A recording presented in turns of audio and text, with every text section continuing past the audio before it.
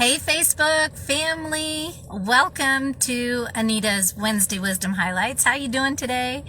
Wanted to jump on today and talk just a little bit about the law of awareness. This is what we're talking about in the bi-monthly program this month, and this is one of my favorites. I know I say that a lot, but it really is one of my favorites. The law of awareness says you have to know yourself to grow yourself. Hey girl, how are you?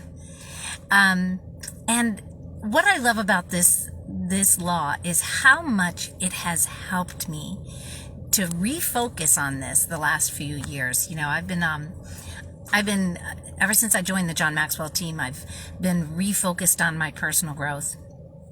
And it's something I worked on back many, many years ago. Then I worked on it a little bit here and there over the years, but I really started paying a lot more attention to it about 4 or 5 years ago. And oh good, I'm glad you're doing well. Good to see you. I haven't seen you in forever, girl. And I wanted to talk about this today because how much it has helped me to know yourself. Just learning more about myself all the time. I do what we call the DISC behavioral analysis assessment. I know that sounds like a really long word, a title, but basically what it is a personality test. But it's way more than that. It shows you what your motivations are. It shows you what skills and what your strengths are. And thank you, girl. You too. You hold a special place in my heart. Contact me, girl, anytime. And the thing about knowing yourself is that when you know what your motivations are and maybe what your strengths are and even what your weaknesses are, but focus on your strengths, it can help you do so much better in life in general and the way you think about yourself. And it's so important because the way we think about ourselves is the way we feel about ourselves and our lives. And it affects everything. How we think about ourselves affects everything. How we think about the world and how we think about our life affects everything, because what we think about is what we feel, and what we feel is what we do, and what we do is what we create. So it all starts with our thoughts. I had a situation happen this week. My son started school. He started going back to school. I'm so proud of him. And they did a personality test he took the Briggs-Meyer ones. We do the DISC with John Maxwell, and it's great because it has some stuff that the others don't have. So if you're interested in that, PM me or call me or text me or whatever. I'd love to do the assessment with you and help you find out what your motivations are and all that kind of stuff. But my son and I were talking about it, and he was going over his report and how awesome it was to hear things and go, oh yeah, that's so me, you know. And hey Jen, how are you? And one of the things that dawned on me while we were talking was why I love doing this work that I'm doing out here in Louisiana.